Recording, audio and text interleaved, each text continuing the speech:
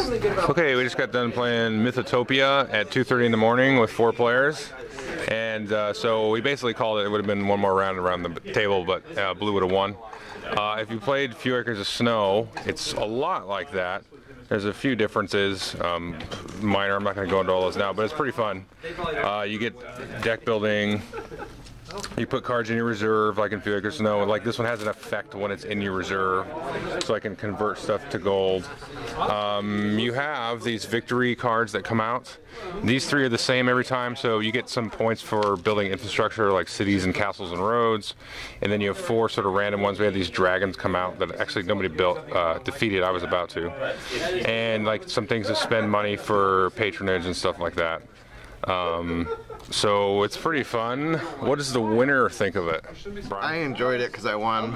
I don't know if that's just the case. I did enjoy it because it's, I mean, for a deck builder, it's actually probably my favorite deck builder because your deck doesn't get totally cluttered down. Yep. And there's a lot of confrontation and stuff, which, I mean, it's not a bad thing. It's actually pretty cool. And just the whole, I mean, you build up your armies and keep going and get to a point where you kind of have to give up sometimes. Yeah. So I enjoyed it. Yeah, it has that whole like quagmire thing where you build up your forces, and then at the beginning of your turn you have to say, okay, I win or whatever, just like in Figures of Snow. But the army units actually go back to your supply. You don't like lock in the army card like you do in a Few Acres, but it works. So Eric, what did you think? I think it's fair. I liked it. Yeah. I agree with Brian. Yeah. Good deal. Mm-hmm. All right, Dan, what do you think of it? Well, it's 2:30 in the morning. And, I agree with that too. Yeah. I think my enthusiasm for it would be a little greater were it maybe 6 or 7 hours earlier than it is. It's very attritional, and it was surprising just how mule-headed we could get. I mean, there were 9 armies stacked up. Look at this one. Yeah, this is not the biggest. Well, that was required to kill that stupid dragon. Yeah. But I mean, there were some, like you said, quagmires.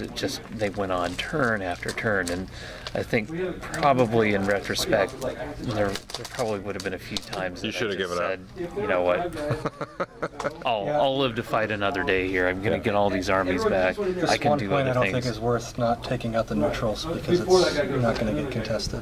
If I had anything to do over again, I would take out neutrals before I start taking out neutrals. Yeah, But yeah, absolutely. I agree with Brian as far as the deck building aspect of it, because I am not especially fond of them due to just massive incompetence on my part. Yeah.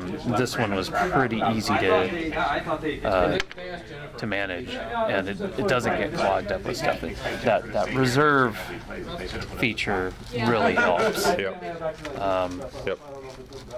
Yeah, the interesting thing about this is, unlike Few Acres, you don't have a 5-card reserve all the time. You have to actually move these cities into spots where you have towns and upgrade them, and that actually increases the size of your reserve. What's a couple other things? Oh, you can just trash cards from your deck as an action, which is cool. And it's a whole variable thing. Like there were 16 of these I don't know, cards you can buy, and they were just on display, and that's going to be different every game. The victory cards, which have been put away, are different every game. So it's definitely like a Few Acres 2.0 and better. I'd like to try it 2 players to see how it actually works, but well, and most of the cards are like decent. I mean, yeah.